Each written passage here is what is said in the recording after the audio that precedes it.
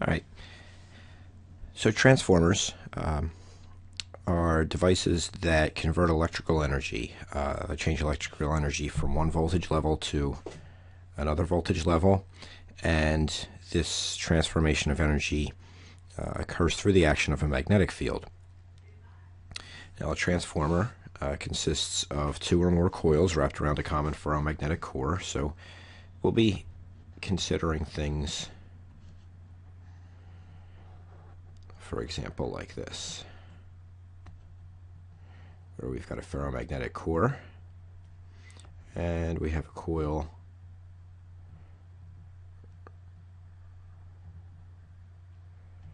wrapped around two of the legs of the core.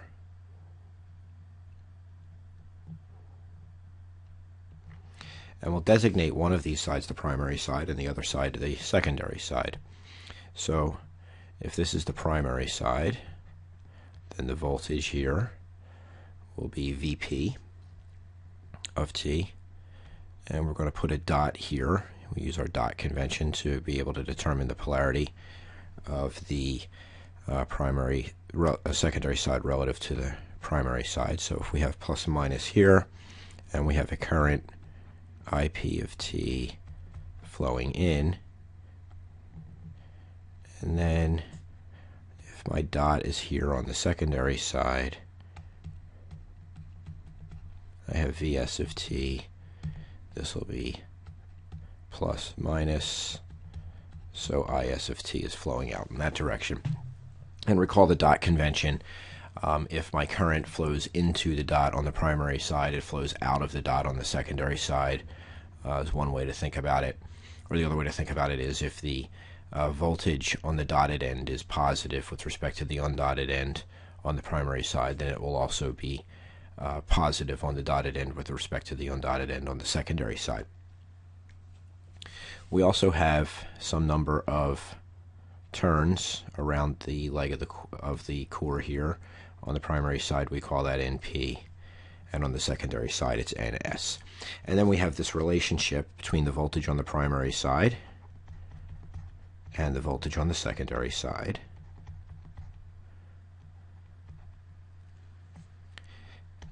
And they are related by the number of turns, and we call Np over Nsa, or the turns ratio. If we want to talk about the current relationship, it would be as follows. Npip equals Nsis. So Ip over Is would be 1 over the turns ratio.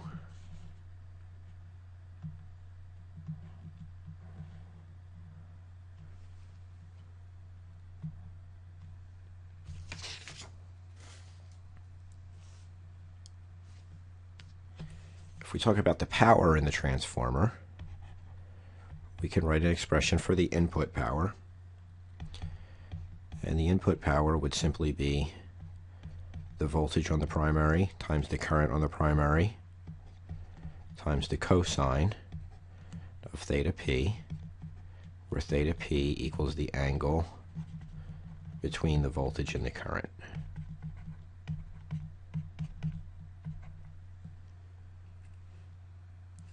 We can also write an expression for the power supplied by the secondary, P out, and that would be Vs Is cosine theta s, where theta s is the angle between Vs and Is.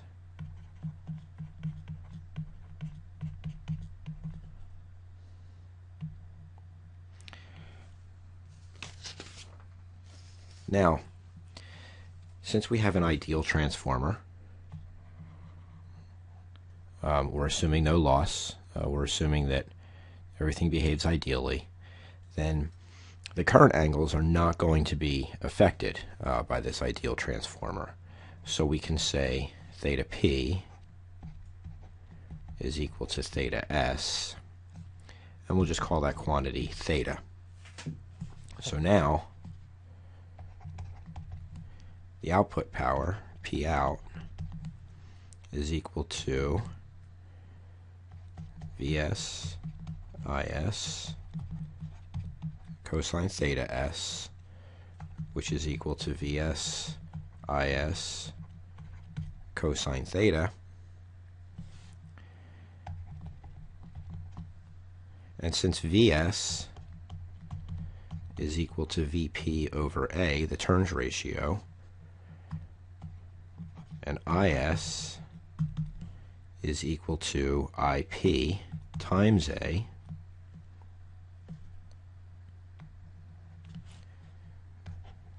we write P out is equal to Vp over A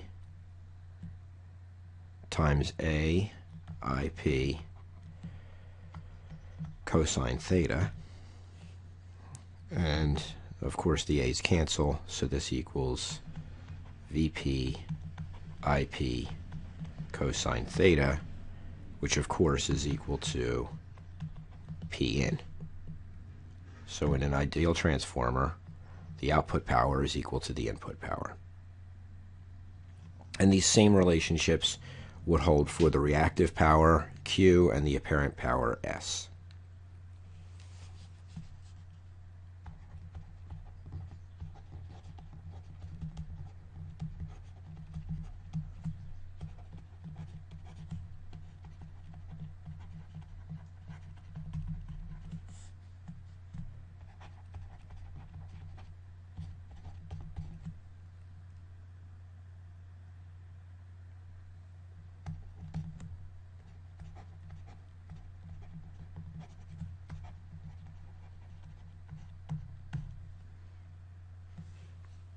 So here,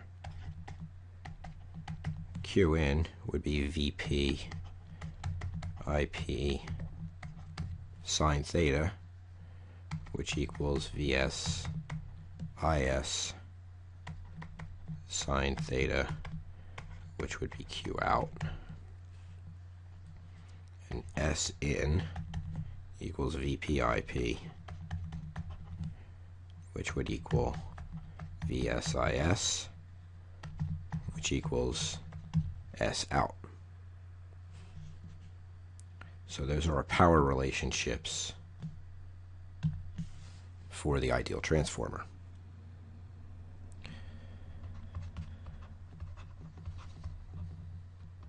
We also need to be concerned with the impedance relationships.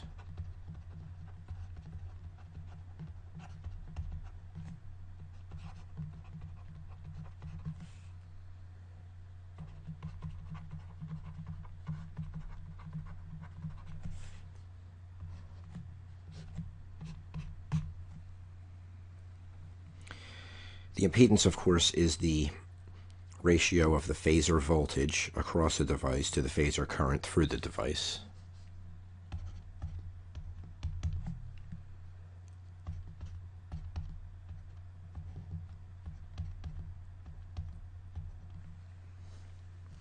So ZL equals VL over IL. And a transformer changes the ratio between the voltage and the current, and so therefore it changes the apparent impedance of the circuit element. So if this is the impedance of our load,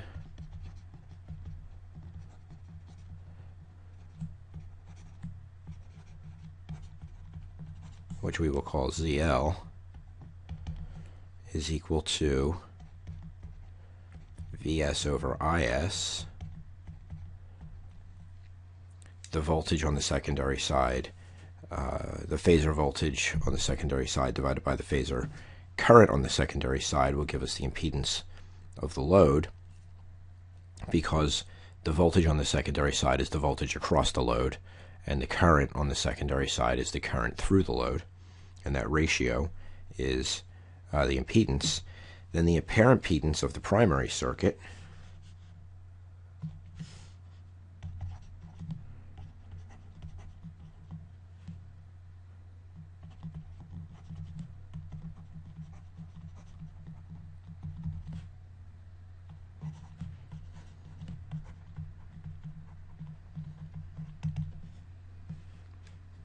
which we will call ZL prime,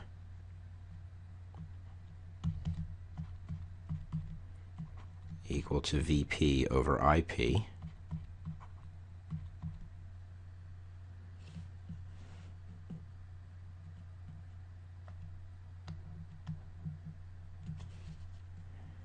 and VP, recall, is equal to A times VS, and IP is equal to IS over A. Then we can write ZL prime, the apparent impedance of the primary, is equal to VP over IP, which equals A times VS divided by IS over A. So this is equal to A squared VS over IS. So ZL prime is equal to A squared ZL. So we can use this relationship to employ a transformer to match the load of the load impedance to the source impedance simply by picking the correct turns ratio. We can have matched impedances. And that's another important use of a transformer.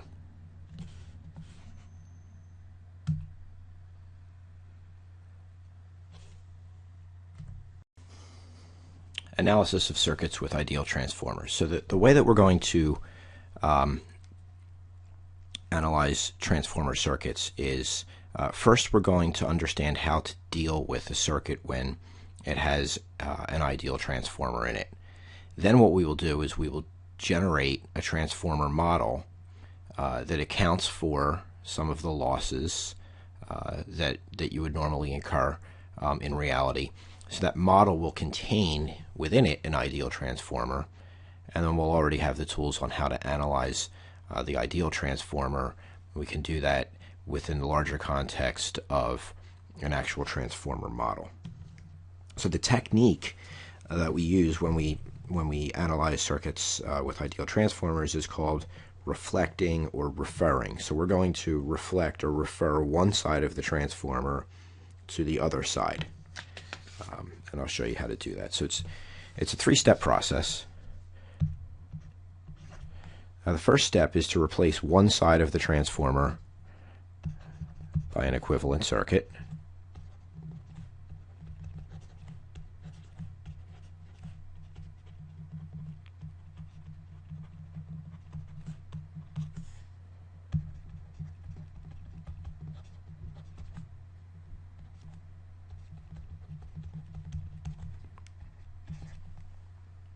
Then we'll solve for the voltages and currents using our regular circuit theory.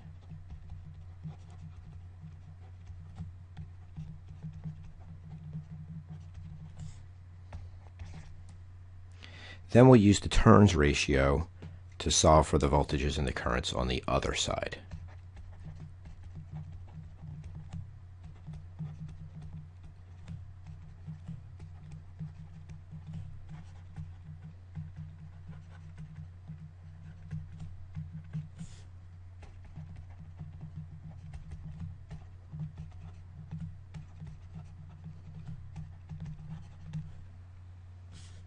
So the best way to illustrate this is with an example.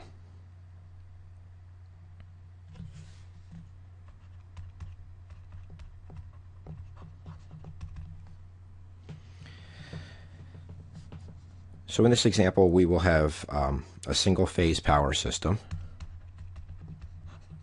So we're just going to have one generator. And we're going to look at it in two different instances. One where we use a step-up transformer before we transmit the power across the transmission line, and then a step-down transformer to make it appropriate for the load, and one where we don't do that. One where we just take the what's generated, send it down the line and into the load. So let's look at that one first. So consider that we have a 480 volt 60 hertz generator,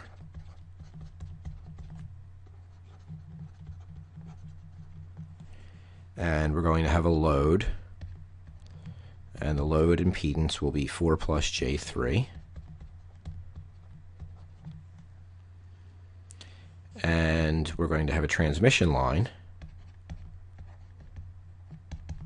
and the impedance of the transmission line will be 0.18 plus J 0.24 ohms. So we can model this circuit. We've got our generator, and the phasor quantity for the voltage here will be 480 at an angle of 0 volts. We consider that, or we assume that the voltage coming out of the generator is at phase angle 0, and then everything else is relative to that. Okay. Then we've got our transmission line, which has a resistive and inductive impedance, and then we have a load.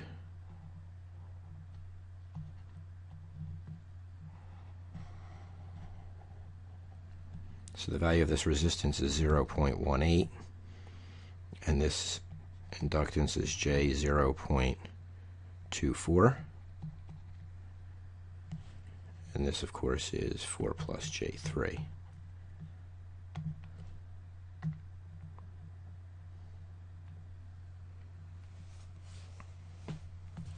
Let me label some currents too. This current will be IG, and then this current at the transmission line, I line, and then we also have the current flowing into the load, I load. So clearly IG is equal to I line, which is equal to the load current. The line current is going to be equal to V divided by Z line plus Z load, and this would be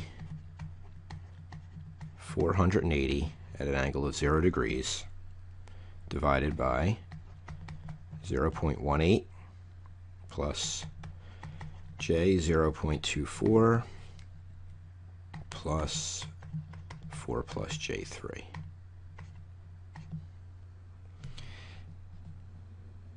This turns out to be 480 at an angle of 0 divided by 5.29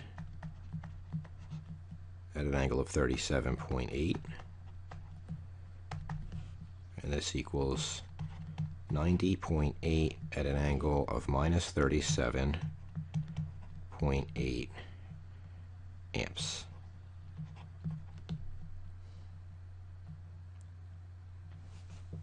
So now we know the current, we know the line current, we know the generator current, we also know the load current, since they're all equal. So we can find the load voltage.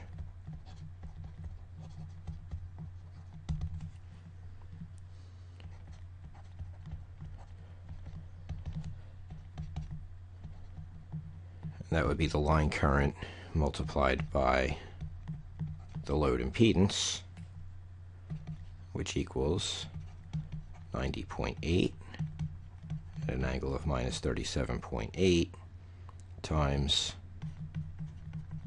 4 plus J3,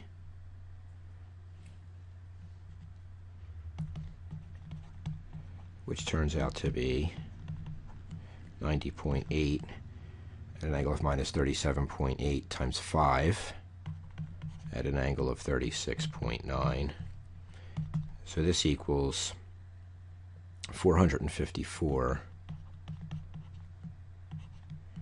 at an angle of minus 0.9 degrees volts. That's the voltage across my load. We can also compute the losses in the transmission line.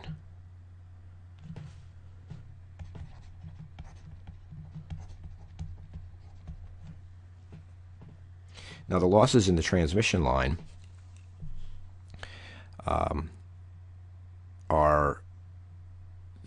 is the power that is consumed in the line resistance. So if we look back up at the circuit, this resistor right here,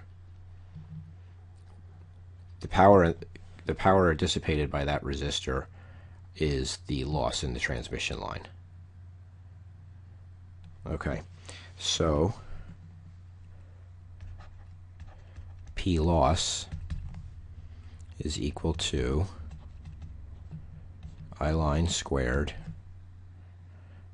times the resistance in the line, which is equal to 90.8 squared times 0.18. And this turns out to be 1,484 watts.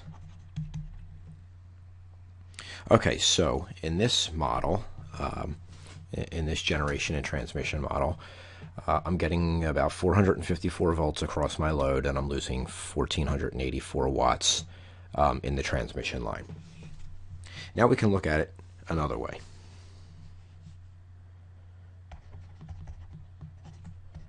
Second idea. And in this idea, we're going to use a 1 to 10 step-up transformer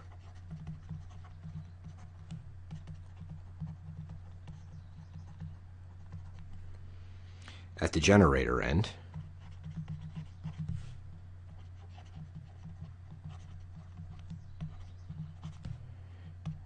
and then we will use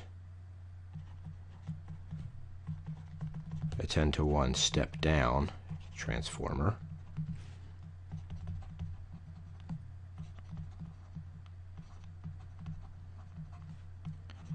at the load end.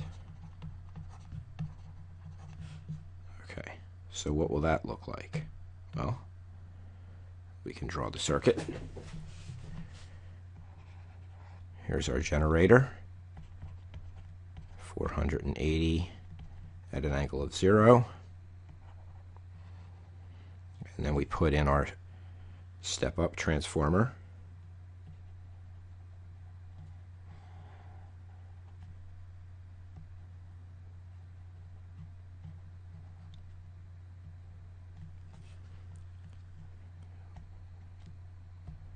We have our dotted end here.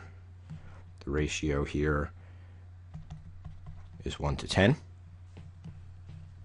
Then we have the transmission line. So that was 0.18. This is J 0.24. And then we're going to put in another transformer.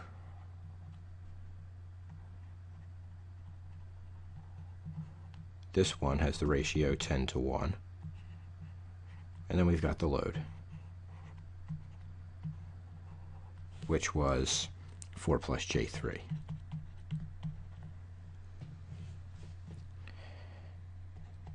Now we have I line here.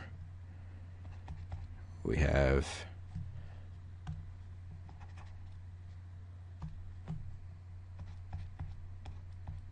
IG, and we have I load. And we also have V load now across the load. Okay, so all of the circuit element values have stayed the same. We're generating the same voltage. Our transmission line is the same, and our load is the same. But let's take a look at what happens. Now, We've got two ideal transformers in this circuit. So we want to analyze the whole circuit at a common voltage level. So we need to convert it to that common voltage level.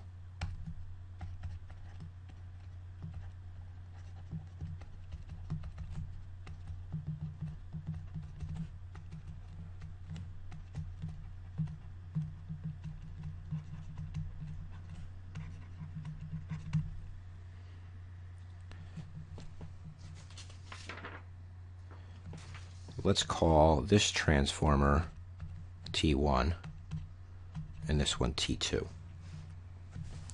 So the first thing we're going to do is we're going to eliminate T2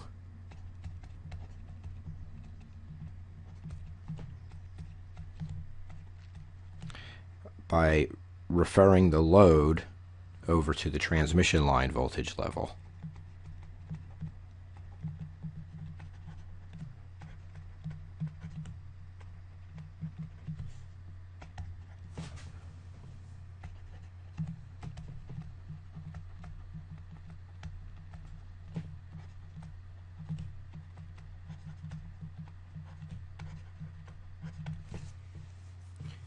Then we will eliminate T2 or T1 by referring the transmission line elements and the equivalent load over to the source side.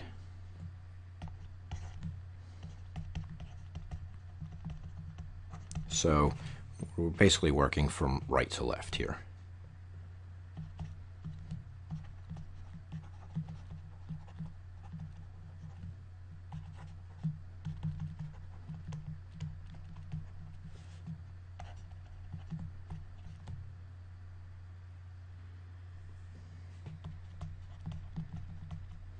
I say equivalent load because remember the load will already have been referred once to the transmission line side.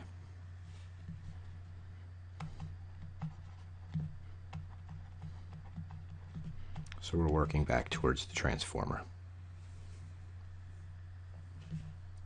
And we do this using the relationships that we just derived. So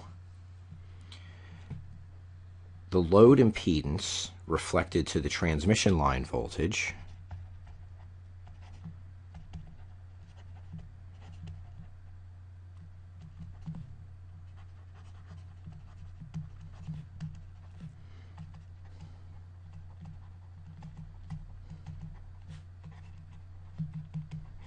well, we can use our impedance relationship for that.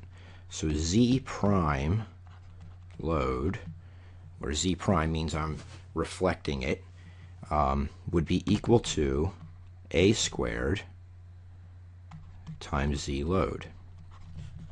And the A is this ratio right here. This tells me my turns ratio. So this equals 10 over 1 squared times 4 plus J3, which is equal to 400 plus J300 ohms. So when I take the load here and I reflect it across T2, say what does this look like on the transmission line side? It looks like 400 plus J300. So now what do we have? Well, I've got my generator. I still have T1 here. But now I have my transmission line and my load at the same voltage level. So this is 0.18, this is J 0.24, and this is now 400 plus J300. And I want to take all of this and refer it across T1, sorry.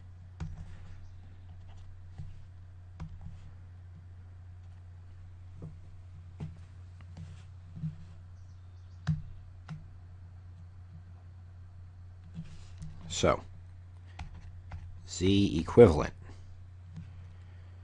is equal to Z line plus Z load prime.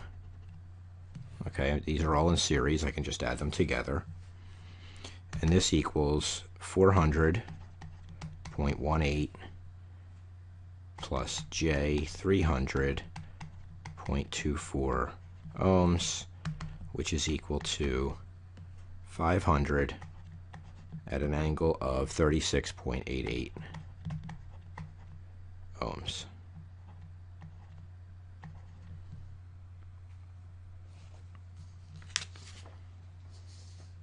So this is the total impedance of everything from here to here. And now I want to refer that impedance back across T1. So Z equivalent prime is equal to A squared Z equivalent. Now I'm using the A that is associated with T1, and this is equal to A squared times the sum of Z line plus Z prime load. Right? This quantity in the parentheses is this.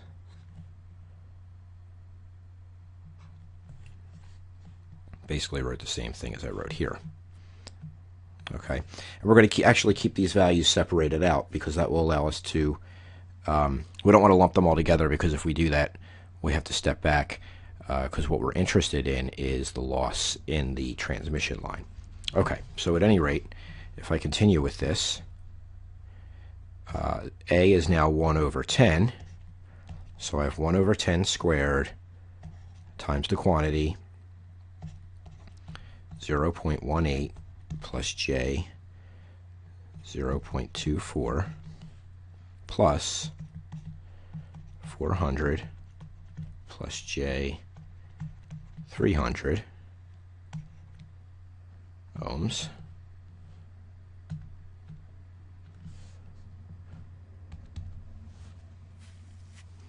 And this turns out to be 5.003 at an angle of 36.88 ohms. Notice that Z load double prime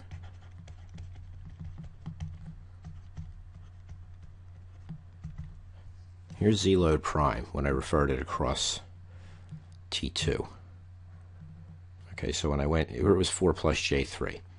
I referred it across T2, so I multiply by A squared, which is 100, and I get 400 plus J300.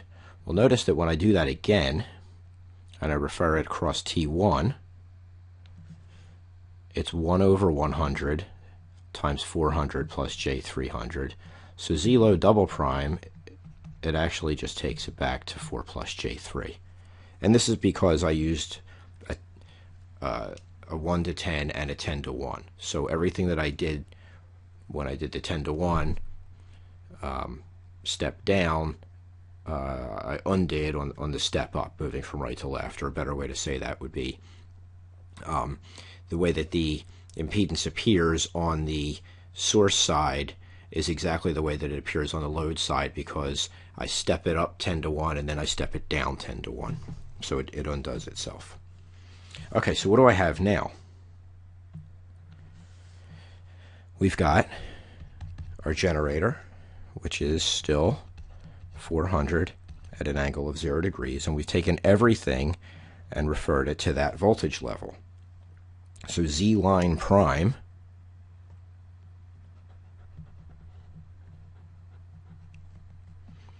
Z line prime, I'm dividing by 100, so this is 0.0018, and this is J, 0.0024, and then we have Z load double prime,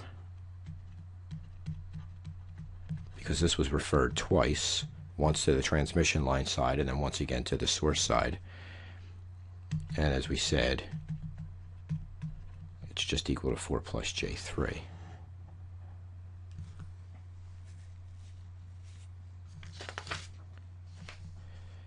And here is the generator current. Now this circuit looks very similar to the one we solved the first time,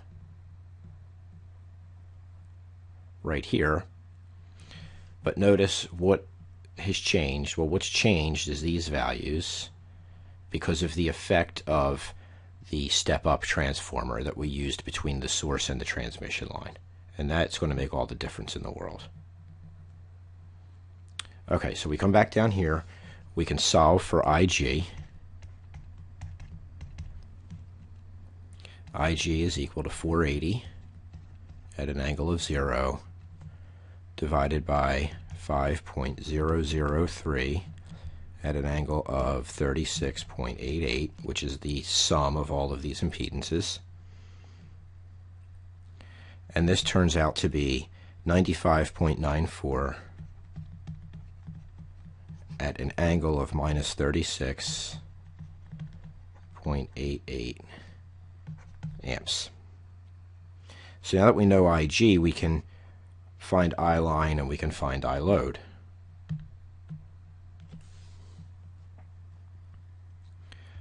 I line is equal to the number of turns in the primary of transformer 1 over the number of turns in the secondary of transformer 1 times IG. So that's equal to 1 over 10 times 95.94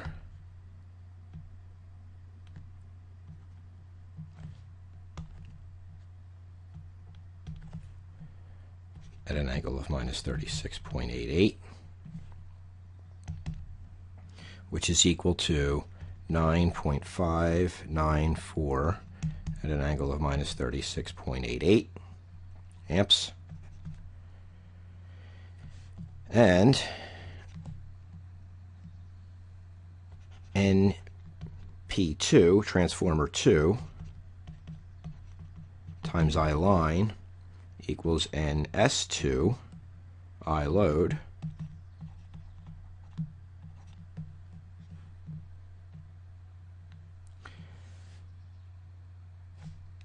so using that relationship we can solve for the load current.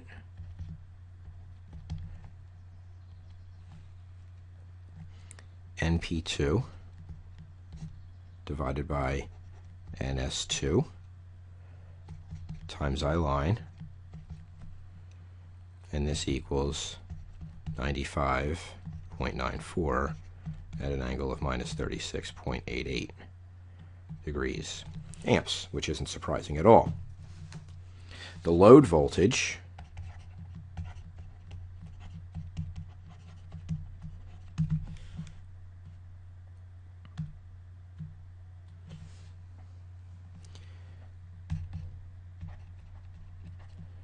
V load is equal to I load Z load.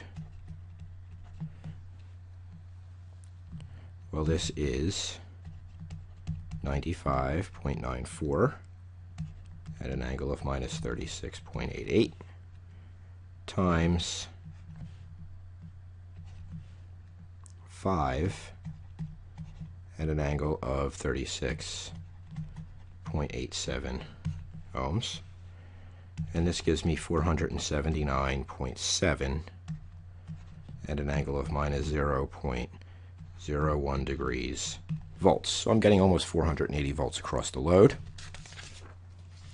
Finally,